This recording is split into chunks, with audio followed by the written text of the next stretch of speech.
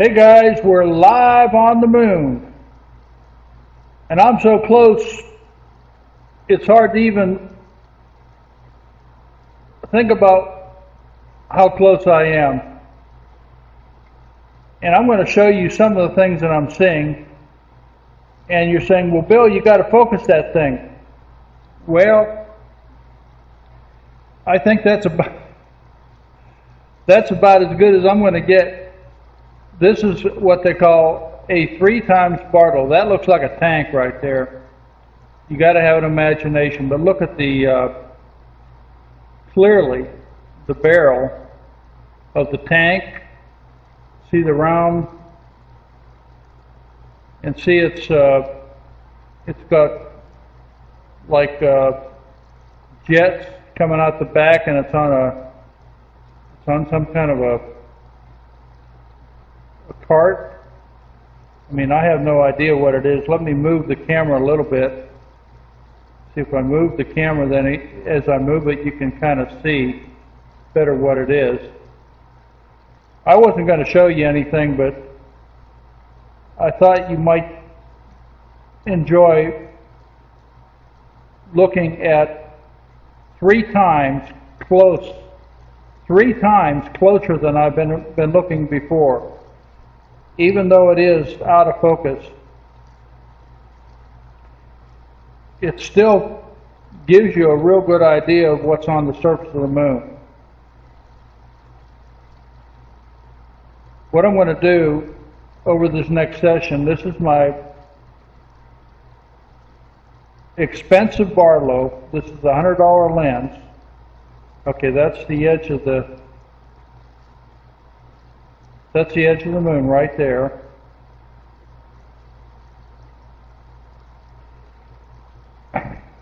What I'm going to try to do, yesterday I uncovered what I thought was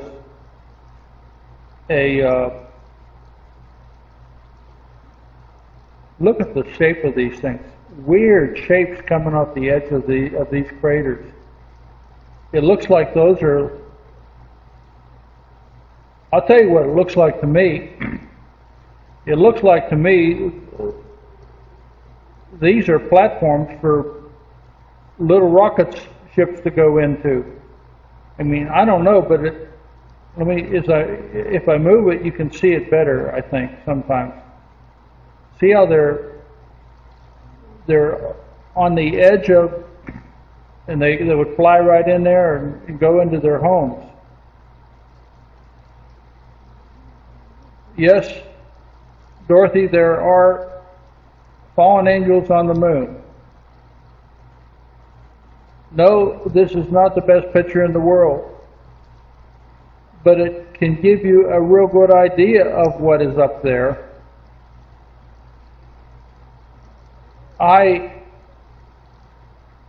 don't know how pleased I am with this because I can't get the results, but I think it's not too bad considering it's 3 times closer than we were looking before. I put in a new camera and I got rid of that spot, but now I have a kind of a aberration down below. Let me go to the right. See, I think that's the edge of the moon. And let's just go down to the left a little bit. I told you several videos ago that when we started looking at the no, that's not a UFO, guys. That is not a UFO.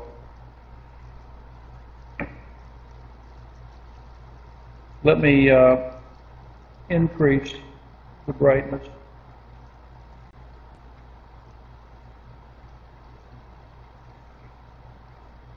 Let's go kind of to the left because it's going to be brighter. I was over by the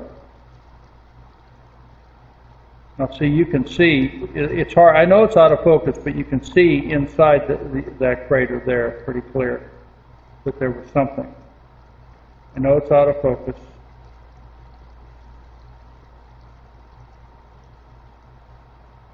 and I know it's not the best image in the world. Okay, it's getting brighter right now. Let's go back to our controls and adjust gamma.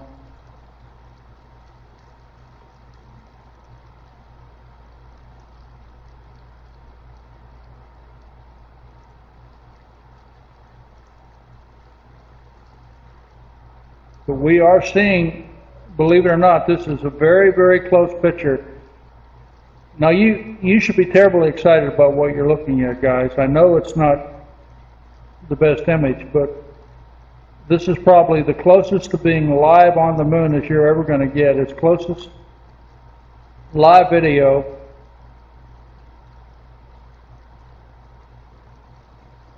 I've seen clear pictures close, but I've never seen live pictures like I'm showing you right now.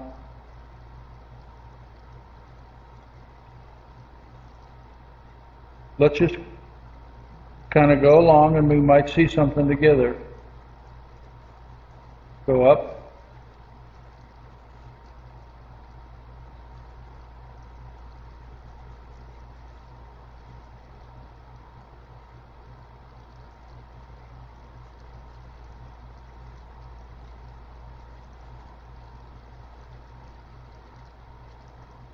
Points of light, you can see some craters. You can see that, like the cloud cover, that's kind of like mountain ranges that are enshrouded. There's more points of light. I'm just heading north right now. And see, every once in a while it does come in better focus. The moon is physically becoming brighter now. What did I tell you a couple days ago? I was talking about the moon and how difficult it would be to look at it. There's our little dog. Remember that little dog? That gives you an idea where we're at.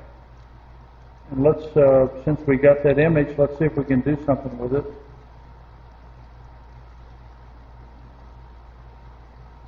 Well, saturation there, the gamma down just a tab, the gain,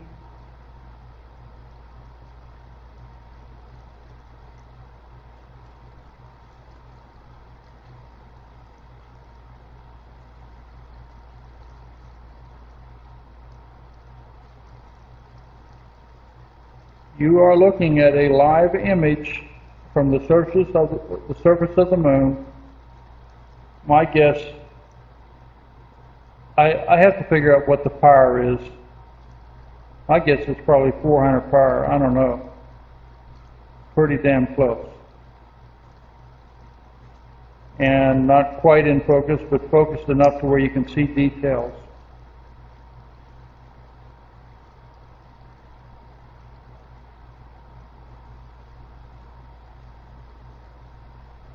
Say, Bill, just fiddle with the focus control. You touch that focus control, it jumps out. I think this is probably as good as I can get right now. And I'm afraid if I touch it, I'll never get it back. I worked at it for about 10 minutes to get it to where it is right now. I wasn't going to put a video out, but then when I saw that you could see details, now what in the hell is this? It looks like Felix the cat's ears. See the ears right there? We are getting real close on the moon.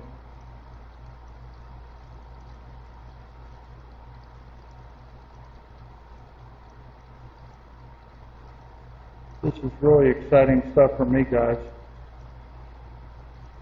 This is using a very expensive Barlow lens. It was about $100. It's a 3 times Barlow made by Teleview.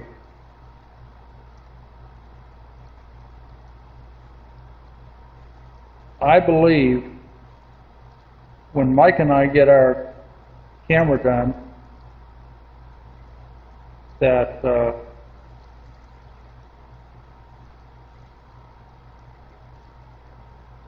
we'll be able to do better than this. If you're an astronomer and you know what it's like to deal with a camera like this and get it all in focus, if you're doing with your optics and you routinely use a Barlow and you look through the lens and you can see it, what I'm saying to you is that the camera we're developing is going to be able to take whatever you can see visually with your eyeball through that lens and record it in 10 megapixels. That's what we're working on. So if you can fine tune it with your eyeballs, now isn't that strange? I ought to get this lens and put my Barlow with that 3 millimeter and see if I can even see. I think I'm doing pretty good for a Barlow on a live moon shot through a video camera on the moon.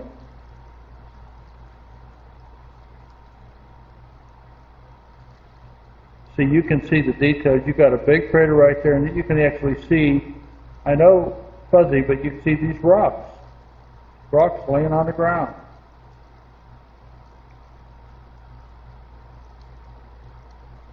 If there was, see the rocks?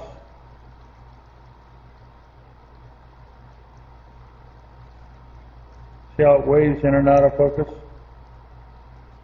See, with a little luck, it waves in focus and you can see more detail.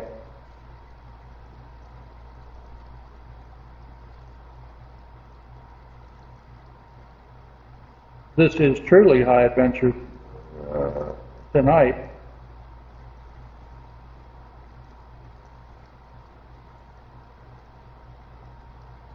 Now these are strange craters. See, well, they might be round, and we're on a kind of the bottom edge. That's what it is. What I'd like to see, though, and the reason I put this Barlow in,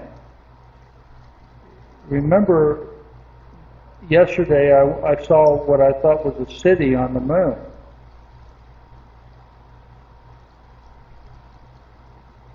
See, this is pretty close, guys. See the little antenna thing there? You can even see the color. And you can see it actually as close as I am and everything. It kind of waves in and out of focus with the Barlow.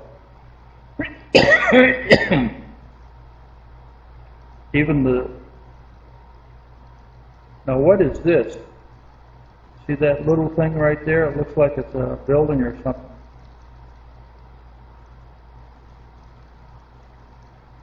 Let's go down toward the edge. See, it's getting darker.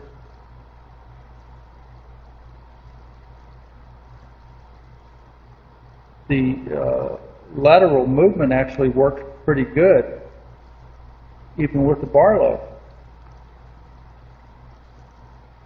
See, I'm working my way to the right. If you remember, on my video yesterday, I did the City of the Moon. Called it the City on the Moon. I wonder if this is it. Now look at all these things. This is the thing I'm talking about. These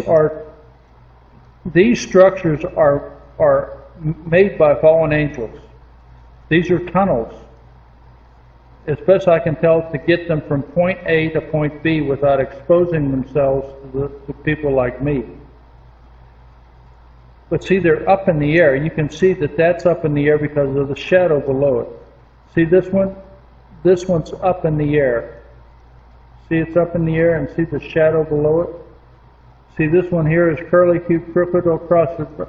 And look at the defined shadow. They're kind of like bridges. They're used to go from point A to point B. That's just like a bridge. Henning had some incredible close-ups of his color shots of the moon. Let's just go over here before we go right. See, that looks like a building right there. See that right there? That looks like a building. But to see this detail with a telescope on my back porch is absolutely incredible. And I know some of you guys are out there saying, well, Bill, this looks like shit. I mean, it's not focused, it's shaking and everything else. You don't know what you're looking at. This is a base of the fallen angels on the moon, and those are their tunnels. And you can actually see the shadows of the tunnels on the ground. Yeah, it's a little out of focus. It's real though, and it's real time, and it's from my porch on my backyard. It's way cool, guys. It's way cool. Let's go down a little bit. Okay, there's another nub there.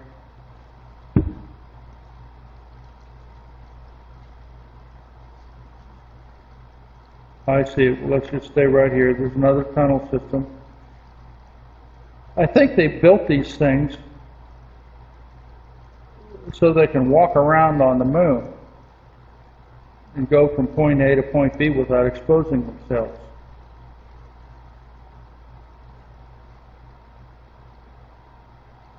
And I think every time you see those things, that's a sign of a base. That's why when I said yesterday that's a city on the moon, I really believe it is.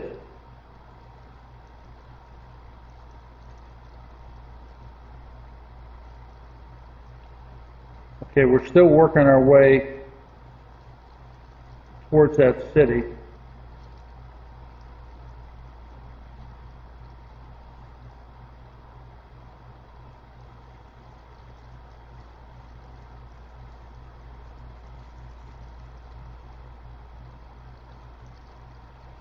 I think that's that bird that I said that I didn't at the time say he looked like a flamingo, but I think that's that bird I was talking about yesterday on that video.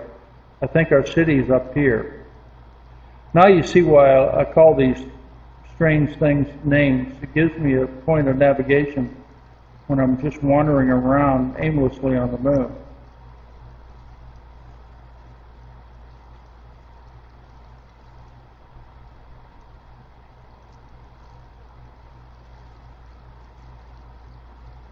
We go to the right, over here there's going to be the edge. And I think there it is, okay.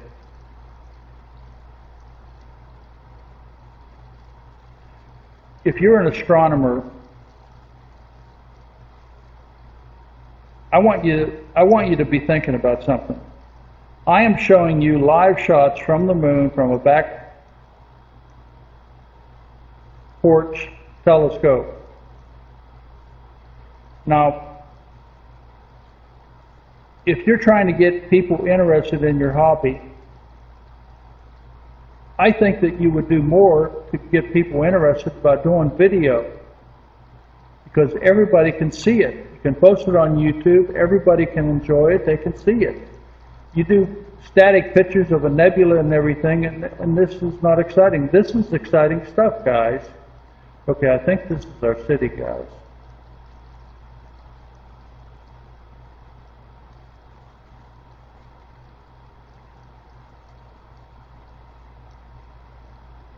See, that crater is obviously a crater, but these straight lines, every time you see right angles and straight lines, you know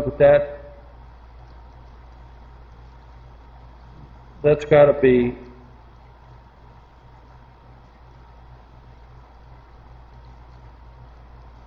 hell. I'm looking forward to watching this over again. This is exciting. Very, very exciting.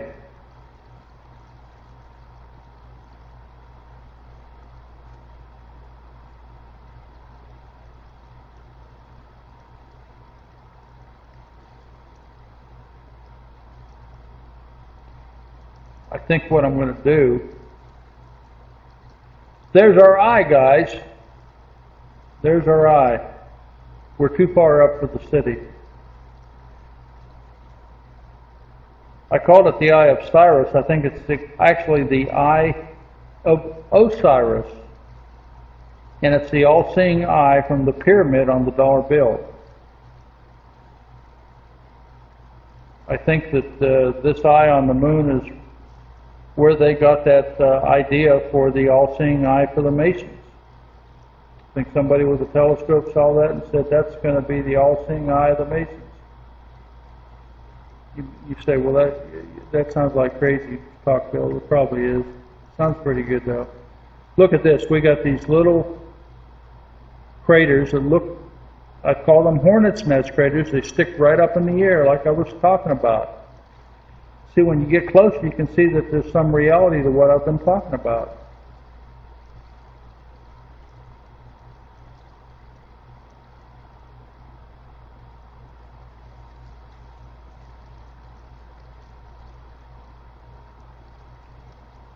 These are really incredible shots.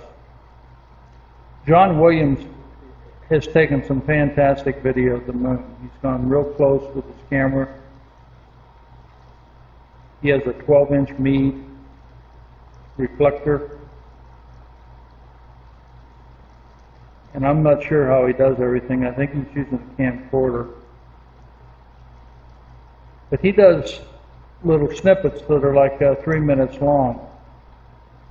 What I like to do is I like to sit and study.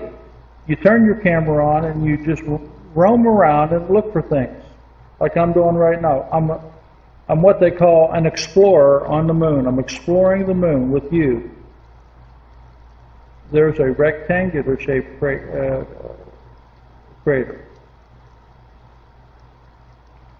And when you get as close as we are right now, you're going to see things, guys. You're going to see things that you couldn't see anywhere else or any way. And this stuff is not censored by NASA guys.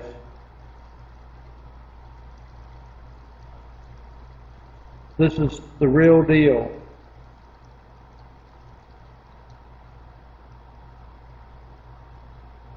Up close and personal.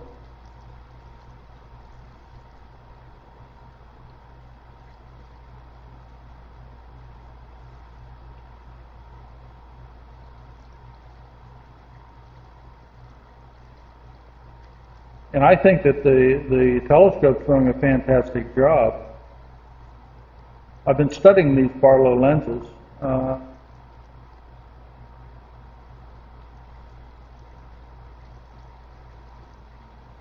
There's another rectangular shape. Well, it might be an aberration, but see, this is probably a round. This is probably a round crater, which means that this one right here is probably round too. Those are atmospheric disturbances, guys.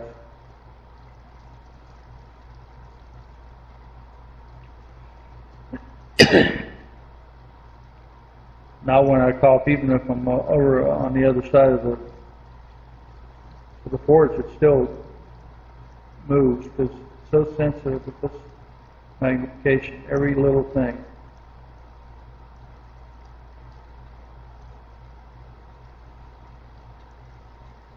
Those little platforms we were looking at before.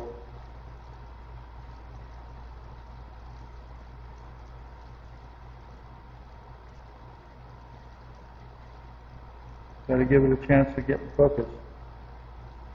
Look what I see right there. Let me go back down if I can. It looks like a dome, guys, to the right. Doesn't that look like a dome? With the sun reflecting off of the dome top. Just telling you what I see.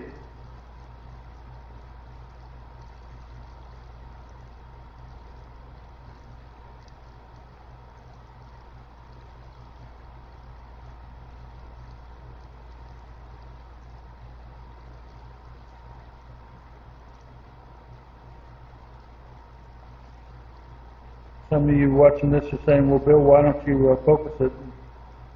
I tell you that I spent 10 minutes getting it to where it is, and I'm afraid if I touch it, I'll never get it back again. That's why I'm kind of just leaving it like it is,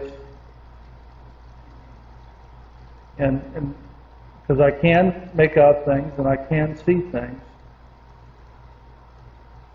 Those look really strange, don't they? Those, well, this looks like a mountain range. See, from the air, from higher up, it would look like clouds. That's what we're looking at here. Let's go to the upper area.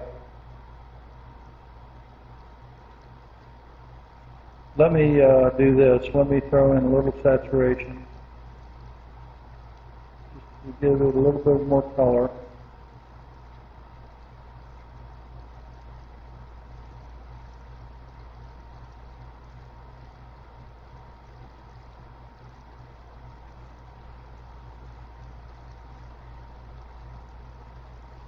And we're going to go down on the right, on the left side of the moon. And this should be very familiar territory because we covered it in quite a bit of detail over the last week. Because I followed the shadow line every night. Oh boy, the wind's blowing.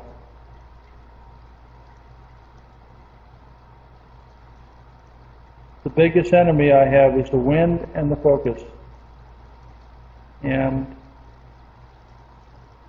maybe when I'm satisfied that I've done a good Barlow survey with this, I might try to focus it in real time with you so you can see what I'm up against.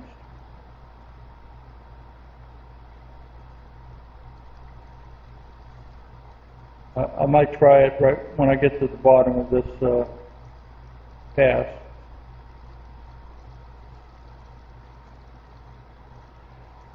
If you remember yesterday's video, I was commenting on the lights that are in this area. They kind of went, to me, it looked like a runway after I watched the video of a big mothership.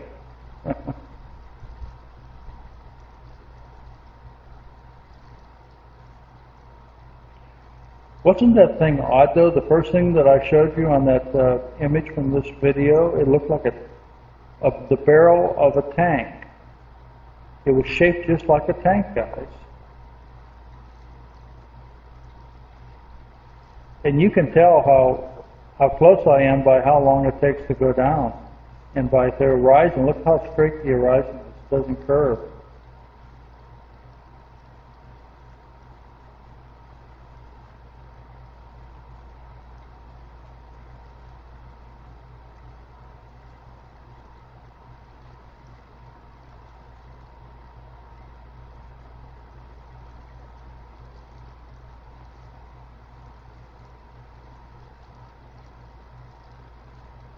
I think the telescope motor mechanism is going very, very well. I mean, you consider how sensitive it is. Yet when I move it, it's not jumping or anything, it's smooth. It's hard to believe. So the trick, I think the telescope's outstanding, but the trick is going to be to get it in focus.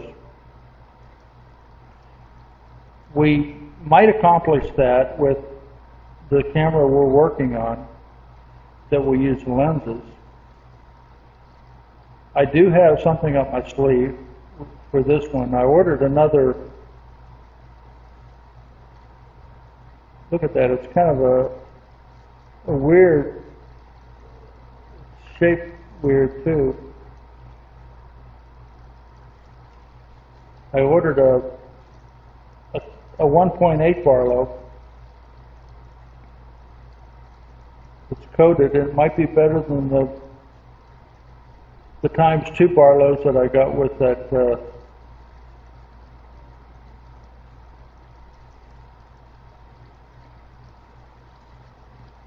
okay, let's go to the edge.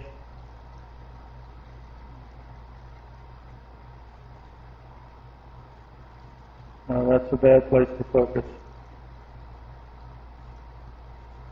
Let's get something with a lot of definition. That freighter probably does have enough. I'm going to turn my friend from Great Britain said turn the saturation all the way down. Okay, I've done that. Now, if I screw this up, that's the way it is, and we'll do it again sometime. But I'm curious to see if I can. Let me just pulse it once.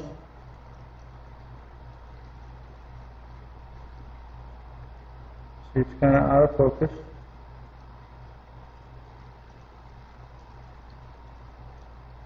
It's kind of out of focus.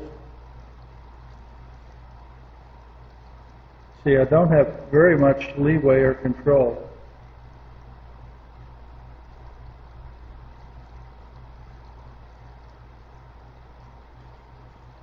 I don't know if that's any better or not. Let me try it again.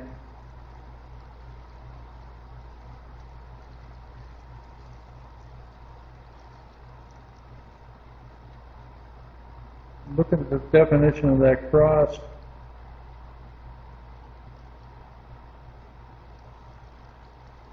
Two pulses, out of focus, one pulse, the other way, two pulses, kind of in focus. One more pulse will be out of focus.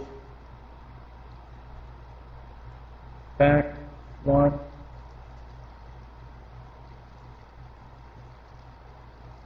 One the other way, one the other way.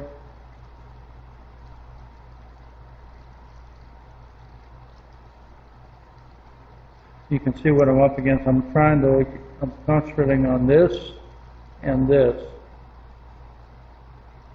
I might be able to get it just a dab better. See, it's out of focus there.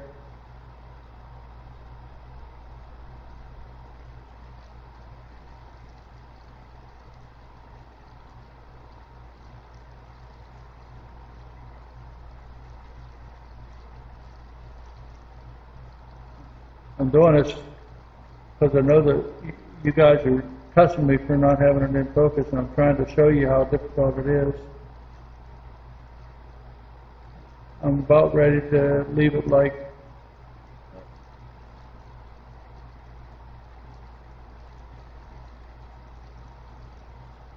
not there, not there.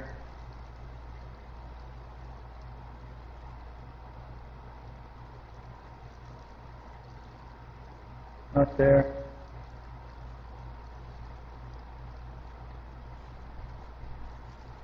Almost, guys.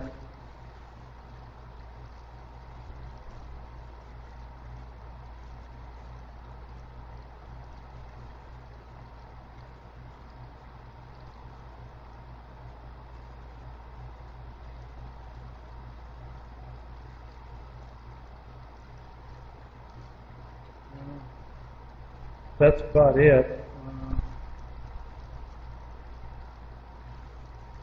I'm using this motor with focuser. Let me try it one more time. You think there's just a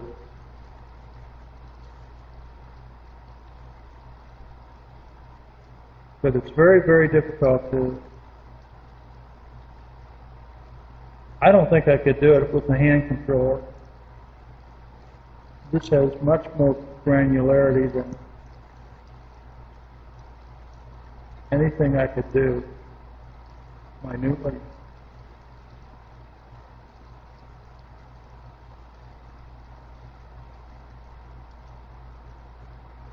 But I think you can see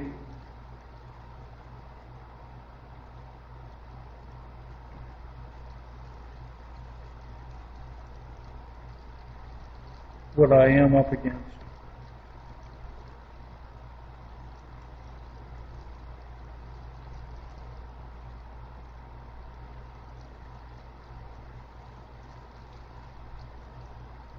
You can see if I leave it right there, it blows into focus or waves into focus.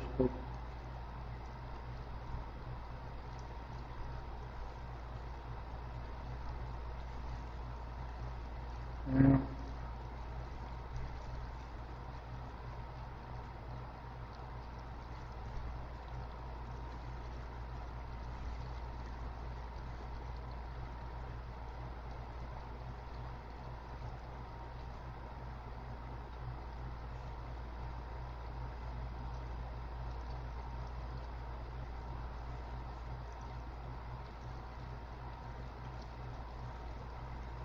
Okay. I could fiddle with this all night. I'm going to turn if I turn the color up, that'll make it easier to see. But that gives you a real good idea of what I'm up against. Let's go. I'm going to close this up in a minute. I'm very pleased though with the fact that I can use this 3 times Barlow and see things, albeit not as clear as I would like, but I mean it's a better image than nothing at all. And see, the thing is, if you come in and you move, and then it has waves where it goes in and out of focus, and eventually you'll catch the wave and it'll be in focus for you.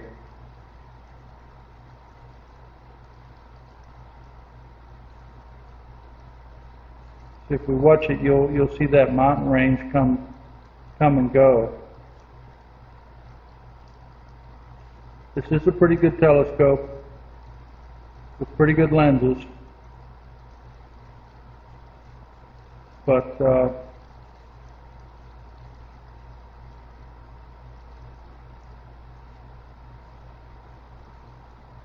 it could be that those pipes that I was looking at a little bit ago were the base. Now this is an unusual structure. You've got 2 pillars. You've got something like at an angle, another pillar. That looks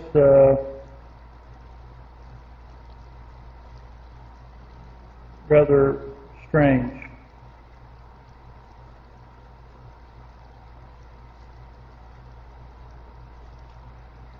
Well, you can bet old Bill he's going to try and strive and eventually get the best image he can get. And this is probably the worst you'll ever see, but it's not bad for a first-time attempt at a Barlow exploration of the moon. All things considered, I think it's pretty good. And if I go to the right here, I'm again going into the shadow area, so I don't want to get too aggressive. We go north a little bit here, and I might find that those pipes. See, these are actually remarkable video live. I mean, you figure, my friends, if you're over my shoulder watching this, it'll be just like live video. I know you're watching this on a videotape. Now look there, there's a triangle, guys. I wonder if that's the one that the Hubble took. Look at that. It looks to be like a 4-sided triangle. Up, down, there's one side, there's one side. You can see clearly it goes in an angle, goes in an angle. It's probably a triangle on the moon. You saw it here first.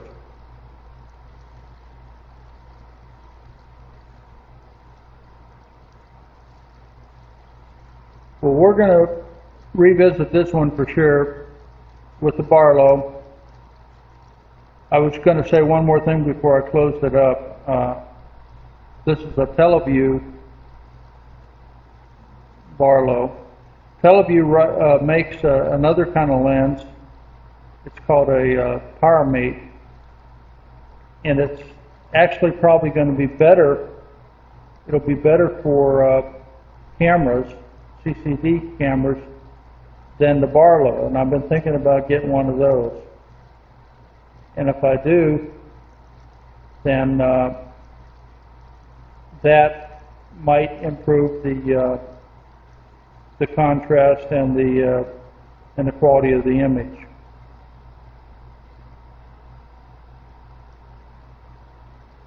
But all in all, I think we did pretty good. And I'm going to leave it at that, and I wish for you and yours clear skies, guys.